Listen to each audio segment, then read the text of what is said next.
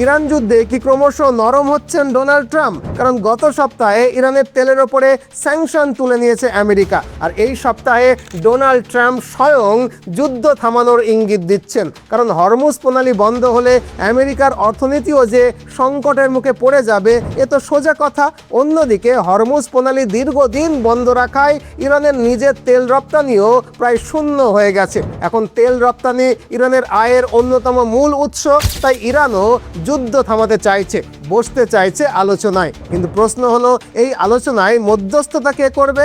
এখান থেকেই আন্তর্জাতিক মঞ্চে গুঞ্জনে নাম উঠছে ভারতের। That one phone call from Mr. Modi was on Israel 10 days ago. Mr. Modi has a very good relationship with Iran.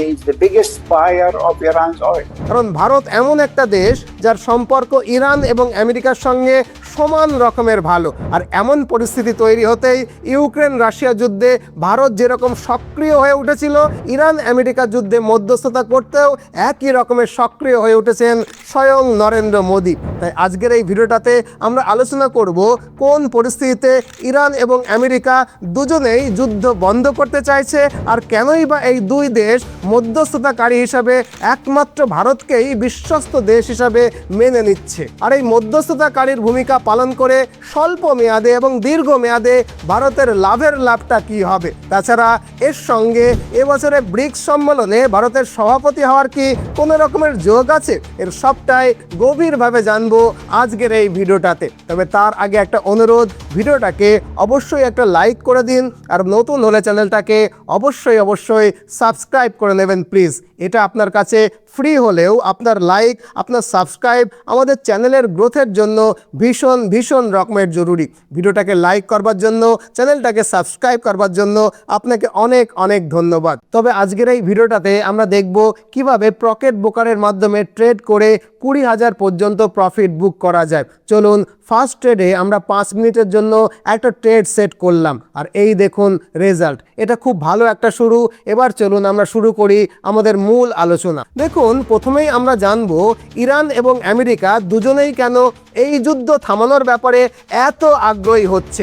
চলুন একে একে বলি। আপনারা জানেন, আমেরিকা ইরানকে আক্রমণ করতে শুরু করলেই ইরান তাদের হাতে থাকা সবচেয়ে বড় তাসটা প্রথমেই খেলে দেয়। মানে যেখান দিয়ে মধ্যপ্রাচ্যের সব তেল রপ্তানি হয়, ইরান সেই হরমুজ প্রণালীকে প্রথমেই বন্ধ করে দেয়। এর ফলে বিশ্ব তেল এবং গ্যাস বাজারে যেমন চাপ তৈরি হয়েছে, তেমনি এটা ইরানের পক্ষেও কিন্তু আত্মঘাতী হয়ে গেছে। কারণ ঐতিহাসিকভাবে ইরানের অর্থনীতি তেলের ওপরে অনেকটাই নির্ভরশীল। বর্তমানে ইরানের মোট জিডিপি মানে মোট অর্থনীতির প্রায় 15 থেকে 25% আসে তেল এবং গ্যাস সেক্টর থেকে। শুধু তাই নয়, ইরানের মোট রপ্তানি আয়ের 50 থেকে 70% পর্যন্ত তেল থেকে আসে, এবং ইরান সরকারের রাজস্ব আয়ের 30 থেকে 40% পর্যন্ত তেল নির্ভর। তাই তেল রপ্তানি বন্ধ হলে খুব স্বাভাবিকভাবেই ইরানের অর্থনীতিতে বিরাট ধাক্কা লাগার কথা, আর হয়েছেটাও কিন্তু ঠিক তাই। অর্থাৎ হরমুজ প্রণালী বন্ধ করাটা ইরানের অর্থনীতির জন্য বুমেরাং হয়ে গেছে। পরিসংখ্যান অনুযায়ী ইরান প্রতিদিন গড়ে 15 থেকে 20 লাখ ব্যারেল তেল রপ্তানি করে। আন্তর্জাতিক বাজারে ব্যারেল প্রতি দাম ধরা যাক $70 থেকে $80, সেক্ষেত্রে দৈনিক ক্ষতি হচ্ছে $10 থেকে $15 কোটি, আর মাসিক ক্ষতি হচ্ছে $300 থেকে $450 কোটি। তাই তেল রপ্তানি বন্ধ হলে একদিকে যেমন ইরানের আর্থিক ক্ষতি, অন্যদিকে দেশের ডলার আসছে না, ফলে ইরানের মুদ্রার রিয়ালের মান দ্রুত পড়ে যাচ্ছে এবং দেশে মুদ্রাস্ফীতি বাড়ছে, এবং জরুরি খাদ্য, জরুরি ওষুধ এগুলো কিন্তু আমদানি করা কঠিন হয়ে পড়ছে। ফলে এই অবস্থায় ইরান চাইছে দ্রুত এই যুদ্ধ বন্ধ হোক, যাতে হরমুজ প্রণালী তারা খুলে দিতে পারে আগের মতোই। অন্যদিকে ইরান হরমুজ প্রণালীকে ব্লক করায় মধ্যপ্রাচ্যের দেশগুলো থেকেও সব তেল রপ্তানি একেবারে বন্ধ হয়ে গেছে। ফলে আন্তর্জাতিক বাজারে ক্রুড অয়েলের দাম কিন্তু দ্রুত গতিতে বাড়ছে। এমনকি ব্যারেল প্রতি দাম $150 থেকে $200 পর্যন্ত যাওয়ার আশঙ্কা তৈরি হয়েছে, যেখানে যুদ্ধ শুরুর আগে ব্যারেল প্রতি দাম ছিল মাত্র $70 থেকে $80। মানে যুদ্ধের কারণে ফলে তেলের দাম প্রায় দ্বিগুণ বেড়ে গেছে। আর এর প্রত্যক্ষ প্রভাব পড়েছে বিশ্ব অর্থনীতিতে। ফলে বিশ্বজুড়ে মুদ্রাস্ফীতি বাড়ার আশঙ্কা তৈরি হয়েছে, এমনকি বিশ্বব্যাপী মন্দার ঝুঁকি পর্যন্ত তৈরি হয়েছে। আর এই পরিস্থিতিতে খুব স্বাভাবিকভাবেই ডোনাল্ড ট্রাম্পের ওপরে চাপ বাড়ছে, কারণ ইউনাইটেড স্টেটস কখনোই চাইবে না যে তার নিজের দেশের ভেতরেই তেলের দাম এতটা বেড়ে যাক। পাশাপাশি অন্যান্য দেশও আমেরিকার ওপরে চাপ দিচ্ছে। তারা বলছে ইরানের বিরুদ্ধে আমেরিকার এই মিলিটারি পদক্ষেপের ফলেই গোটা বিশ্ব অর্থনীতি বিপর্যস্ত হয়ে পড়েছে। অতএব আমেরিকাও চাইছে এই যুদ্ধ বন্ধ করতে, অন্তত কিছুদিনের যুদ্ধবিরতি নিতে চাইছে তারা। আশা করি যুদ্ধ বন্ধ করতে আমেরিকার আগ্রহ কেন সেটা আপনাদেরকে বুঝিয়ে বলতে পারলাম। তবে ভিডিওর বাকি ইনফরমেশনগুলো দেওয়ার আগে বলি যে পকেট ব্রোকার থেকে একটা নোটিফিকেশন এলো এইমাত্র। এখানে আমি আবারও ট্রেড প্রেস করাই, রেজাল্ট দেখুন, অলরেডি আমরা প্রায় 5,000 মতো প্রফিট বুক করেছি। যাই হোক, যেটা বলছিলাম, এখন এই পরিবর্তিত পরিস্থিতিতে ইরান এবং আমেরিকা দুই দেশই চাইছে যুদ্ধ বন্ধ করতে, অন্তত কিছুদিনের জন্য হলেও যুদ্ধবিরতি নিতে। কিন্তু প্রশ্ন হলো, এই শান্তি চুক্তির জন্য মধ্যস্থতা করবে কে? সত্যি কথা বলতে কি, বর্তমান সময়ে দক্ষিণ এশিয়ায় ভারত ছাড়া আর কেই বা মধ্যস্থতা করতে পারে? কারণ রাশিয়া এবং চীন অলরেডি ইরানের পক্ষে এবং আমেরিকার বিরুদ্ধে। তাই আমেরিকা কখনোই রাশিয়া এবং চীনকে মধ্যস্থতাকারী দেশ হিসাবে মেনে নেবে না। অন্যদিকে মধ্যপ্রাচ্যের ছোট বড় সবকটা দেশ প্রত্যক্ষ এবং পরোক্ষভাবে এই যুদ্ধের সঙ্গে জড়িয়ে গেছে। ফলে মধ্যপ্রাচ্যের কোনো দেশের পক্ষেই মধ্যস্থতা করা সম্ভব নয়। তাই দক্ষিণ এশিয়ায় একমাত্র দেশ হিসাবে ভারতই এটা করতে পারে। আর এর অবশ্য তিনটি মূল কারণও রয়েছে। প্রথমত, আন্তর্জাতিক ক্ষেত্রে এই মুহূর্তে ভারতবর্ষের আকাশচুম্বী বিশ্বাসযোগ্যতা। দ্বিতীয়ত, ভারত এমন একটা দেশ যে আমেরিকা এবং ইরান দুই দেশের সঙ্গেই সমান ভালো সম্পর্ক রেখে চলে। তৃতীয়ত এবং সবচেয়ে গুরুত্বপূর্ণ, বর্তমানে ব্রিক্সের সভাপতিত্ব ভারতের হাতে রয়েছে। তাই ইরান আশা করছে এই মঞ্চে ভারত একটা স্বাধীন এবং গুরুত্বপূর্ণ ভূমিকা পালন করবে এবং এই সংঘাত কমাতে উদ্যোগী হবে। মূলত এই তিনটি কারণেই আমেরিকা এবং ইরান তাদের মধ্যস্থতাকারী দেশ হিসাবে ভারতকে গুরুত্ব দিয়ে দেখছে। আর তাই এই পরিপ্রেক্ষিতে ভারতে অবস্থানকারী ইরানি রাষ্ট্রদূত ভারতকে অ্যাপ্রোচ করলে গতকাল সন্ধ্যায় প্রধানমন্ত্রী নরেন্দ্র মোদীর সাথে ইরানের প্রেসিডেন্ট মাসুদ পেজেশকিয়ানের দীর্ঘ ফোনালাপ হয়। যদিও প্রাথমিকভাবে বলা হয় যে এই কথোপকথন ছিল ইরানের নববর্ষ নওরোজের উপলক্ষে, পাশাপাশি এটা ঈদের সময়ও ছিল, তাই এই উপলক্ষেও ফোন করা হয়েছিল বলে প্রাথমিকভাবে ঘোষণা করা হয়। যদিও এই কথোপকথনের মধ্যে একটা খুবই গুরুত্বপূর্ণ ডেভেলপমেন্ট ঘটে যায়। ইরানের প্রেসিডেন্ট প্রধানমন্ত্রী মোদীকে যুদ্ধ বন্ধ করার বিষয়ে আগ্রহ প্রকাশ করেন এবং জানান যে কোন কোন শর্তে তারা যুদ্ধ থামাতে পারে। এখানে একটু বলে রাখি, এটা ছিল প্রধানমন্ত্রী মোদী এবং ইরানের প্রেসিডেন্ট মাসুদ পেজেশকিয়ানের মধ্যে একটা হাই লেভেল ফোন কল। তাই এই কথোপকথনের বিষয়বস্তু বাইরে আসার তো কথা নয়, কিন্তু এই ফোন কল শেষ হওয়ার পর ভারতে অবস্থিত ইরানের দূতাবাস নিজেরাই জানিয়েছে যে এই কথোপকথনের উদ্দেশ্য ছিল ক্রমবর্ধমান সংঘাত নিয়ে আলোচনা করা এবং যুদ্ধ শেষ করার সম্ভাবনাকে খুঁজে দেখা। এমতো অবস্থায় প্রেসিডেন্ট পেজেশকিয়ান মোদীকে স্পষ্টভাবে কিছু শর্তের কথা জানিয়েছেন, যেগুলো পূরণ হলে ইরান যুদ্ধ থামাতে প্রস্তুত। কি কি সেই শর্ত? সেগুলোই ভারতে ইরানের রাষ্ট্রদূতের পক্ষ থেকে বিবৃতি দিয়ে বাইরে আনা হয়েছে। আশা করি এই অবধি বিষয়টাকে আপনারা বুঝলেন। এখন আমরা যখন এই ভিডিওটা রেকর্ড করছি, এখন সময় সন্ধ্যে 6:30 মতো। এক্সপিরিয়েন্স অনুযায়ী এই সময় ইউরো এবং ডলারের ট্রেডের জন্য একটা পারফেক্ট টাইম থাকে, তাই আবারও ট্রেড প্লেস করলাম। একটা লস করেছি। যাই হোক, যেটা বলছিলাম যে ভারতে অবস্থানরত ইরানের রাষ্ট্রদূতের পক্ষ থেকে বিবৃতি দিয়ে বলা হয়েছে মূলত তিনটি শর্ত মানলে তারা এই যুদ্ধ বন্ধ করতে রাজি হবে। কি কি সেই শর্ত? প্রথম এবং সবচেয়ে গুরুত্বপূর্ণ শর্ত হলো আমেরিকার সঙ্গে কোনো রকম আলোচনা তখনই সম্ভব হবে যখন আমেরিকা অবিলম্বে ইরানে তাদের চলমান সামরিক আগ্রাসনকে বন্ধ করবে। অর্থাৎ ইউএস এবং ইসরায়েল যেভাবে ইরানের ওপরে হামলা চালাচ্ছে তা বন্ধ না হলে কোনো আলোচনা সম্ভবই নয়। আসলে এর মধ্য দিয়ে ইরান নিজেকে একটা ডিফেন্সিভ শক্তি হিসেবে তুলে ধরতে চাইছে। ইরান বিশ্বকে বোঝাতে চাইছে যে ইউএস এবং ইসরায়েল তাদের ওপরে অন্যায়ভাবে আক্রমণ করেছে এবং তাদের সার্বভৌমত্বকে লঙ্ঘন করেছে। তাই তারা আগে পিছু হটুক। এর মাধ্যমে ইরান একটা গ্লোবাল ন্যারেটিভ তৈরি করতে চাইছে যে ইরান আক্রান্ত, আর যুদ্ধবাজ আমেরিকা এবং ইসরায়েল অন্যায় এবং অবৈধভাবে ইরানকে আক্রমণ করেছে। আশা করি ইরানের প্রথম শর্তটা কি বুঝতে পারলেন। এবার আসি ইরানের দ্বিতীয় শর্তে। ইরানের দ্বিতীয় দাবি হলো ভবিষ্যতে ইরানের ওপরে আর কোনো রকমের হামলা হবে না, আন্তর্জাতিকভাবে তার গ্যারান্টি দিতে হবে। অর্থাৎ ইরান জাতিসংঘ সমর্থিত একটা গ্যারান্টি চায় যাতে ভবিষ্যতে তাদের ওপরে আর কোনো সামরিক আগ্রাসন না হয়। ইরানের দাবি আমেরিকা এবং ইসরায়েলকে আনুষ্ঠানিকভাবে প্রতিশ্রুতি দিতে হবে যাতে ভবিষ্যতে ইরানের ওপরে আর কখনোই এয়ার স্ট্রাইক, সাইবার আক্রমণ, হত্যাকাণ্ড বা সামরিক নাশকতার মতো কোনো ঘটনা না ঘটে।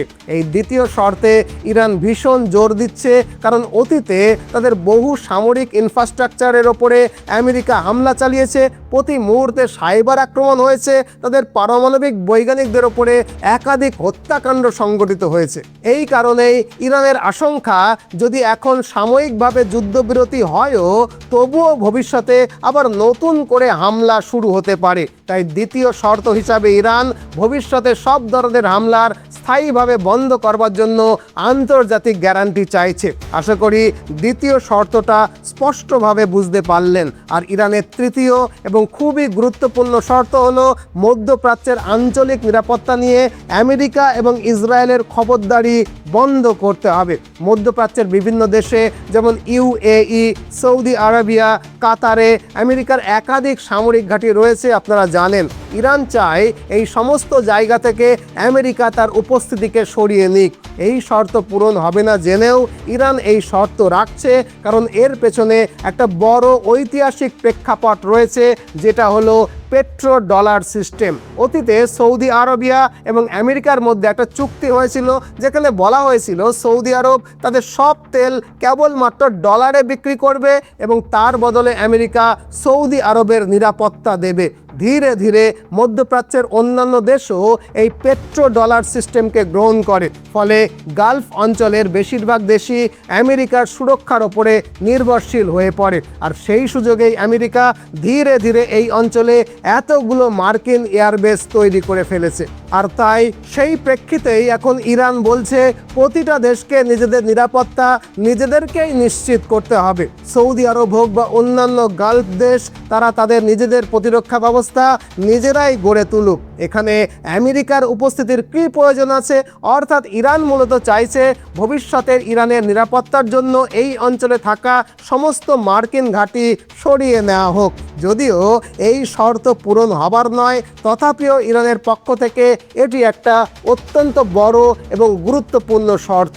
এখন প্রশ্ন হলো, ইরান এই সব কথা হঠাৎ ভারতকে কেন বলছে? দেখুন, এর পেছনে অনেকগুলো কারণ রয়েছে, তবে মূল কারণ হলো বর্তমানে ব্রিক্সের সভাপতিত্ব ভারতের হাতে রয়েছে। শুরুতেই যেটা বলেছি আর কি, তাই ইরান আশা করে এই ব্রিক্সের মঞ্চে ভারত একটা স্বাধীন এবং গুরুত্বপূর্ণ ভূমিকা পালন করবে, যাতে ইরান যুদ্ধটাকে আন্তর্জাতিক মঞ্চে ওঠাতে পারে এবং আন্তর্জাতিক মঞ্চের সহানুভূতিকে ইরানের পক্ষে টেনে নিয়ে আসতে পারে। ইরান আশা করছে এই যুদ্ধকালীন পরিস্থিতিতেও যেহেতু ইরান ভারতকে তেল সাপ্লাই বন্ধ করেনি, তাই ভারতও ব্রিক্সের সভাপতি হিসাবে ইরানের পাশে থাকবে এবং ইরানের চলমান এই সংঘাত কমাতে উদ্যোগী হবে। আশা করি এই অবধি বিষয়টা পরিষ্কারভাবে আপনাদেরকে বুঝিয়ে বলতে পারলাম। আবারও পকেট বোকার থেকে একটা নোটিফিকেশন এসেছে, আর এখানে আবারও একটা ট্রেড প্লেস করায় হ্যাঁ এবার প্রফিট হয়েছে। যাই হোক, এখন লাখ টাকার প্রশ্ন হলো এই পরিস্থিতিতে ভারতের অবস্থান কি হবে? অ্যাজ এক্সপেক্টেডভাবে নরেন্দ্র মোদী স্বাভাবিকভাবেই এখনও কোনো পক্ষ নেননি। শুরু থেকেই ভারত একটা ব্যালান্সড অবস্থান রেখে চলছে। এখানে ভারতের প্রধান লক্ষ্য হলো নিজের এনার্জি সিকিউরিটিকে বজায় রাখা, অর্থাৎ স্ট্রেইট অফ হরমুজ দিয়ে তেল এবং গ্যাসের সরবরাহ যেন অব্যাহত থাকে এবং নৌ পরিবহনের স্বাধীনতা বজায় থাকে, সেটাকে নিশ্চিত করা। মানে ভারত মূলত চায় যুদ্ধ চলুক বা না চলুক, অন্তত ভারতের তেল সরবরাহ যেন বন্ধ না হয়। তাছাড়া যে কোনো আন্তর্জাতিক যুদ্ধ বা উত্তেজনার ক্ষেত্রে ভারত সব সবসময়ই অ্যাক্সেলারেশন বা উত্তেজনা কমানোর পক্ষে থাকে। ভারত সবসময় চায় সংলাপ এবং কূটনীতির মাধ্যমে উত্তেজনার সুষ্ঠু সমাধান হোক। এটাই ভারতের ঘোষিত আন্তর্জাতিক অবস্থান। অর্থাৎ সব মিলিয়ে এই অবস্থায় প্রধানমন্ত্রী নরেন্দ্র মোদী এবং ইরানের রাষ্ট্রপতি পেজাশকিয়ানের মধ্যে এই ফোন আলাপের যথেষ্ট কূটনৈতিক গুরুত্ব রয়েছে। প্রথমত, ইরান ভারতকে একটা নিরপেক্ষ এবং বিশ্বাসযোগ্য দেশ হিসেবে দেখছে, যে পশ্চিমা বিশ্বের বাইরে থেকেও দুই পক্ষের মধ্যে সেতুবন্ধন তৈরি করতে পারে। দ্বিতীয়ত, এর মাধ্যমে ভারত ইরান সম্পর্ক নতুন করে জোরদার হতে পারে। ভবিষ্যতে ভারত ইরান থেকে আরও বেশি তেল আমদানি শুরু করতে পারে। তাছাড়া সম্প্রতি ডোনাল্ড ট্রাম্প ইরানের ওপরে আরোপিত স্যাংশন 30 দিনের জন্য শিথিল করেছে, যার ফলে সমুদ্রে থাকা ফ্লোটিং স্টোরেজের তেল ভারত অনায়াসেই কিনতে পারবে। তাই এই যুদ্ধ বন্ধ করতে ভারতের ইতিবাচকভাবে সাড়া দেওয়াটাই স্বাভাবিক এবং ভারত পজিটিভলি রেসপন্স করেছে। কিন্তু প্রশ্ন হলো, এই যুদ্ধ কি সত্যিই এত সহজে শেষ হয়ে যাবে? এখনও পর্যন্ত যা পরিস্থিতি, তাতে বিষয়টা খুব সহজ বলে মনে হচ্ছে না। যদিও ট্রাম্প ইঙ্গিত দিচ্ছে যে তিনি যুদ্ধ কমানোর দিকেই এগোচ্ছেন। তিনি বলছেন যুক্তরাষ্ট্র তার সামরিক কার্যক্রমকে ধীরে ধীরে কমানোর কথাই ভাবছে। তবে সত্যিই আমেরিকা যুদ্ধ থামাবে কিনা, এটা গভীরভাবে বুঝতে গেলে আগে বুঝতে হবে যে ইরান আক্রমণের মধ্য দিয়ে আমেরিকা কোন কোন লক্ষ্যকে অর্জন করতে চেয়েছিল এবং তারা এখনো পর্যন্ত সেই লক্ষ্যগুলোকে অর্জন করতে পেরেছে কিনা। দেখুন, আমেরিকার ইরান আক্রমণের পেছনে মূলত 5টি লক্ষ্য ছিল।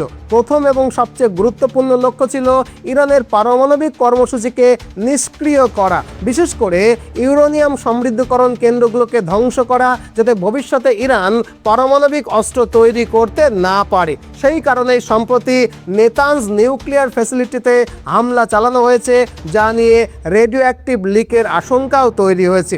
অর্থাৎ আমেরিকা তার এই লক্ষ্যটাকে অনেকখানি অর্জন করতে পেরেছে, কিন্তু ইরানের পরমাণু কর্মসূচিকে পুরোপুরি ধ্বংস করে দেওয়ার লক্ষ্য এখনও সম্পূর্ণভাবে অর্জিত হয়নি।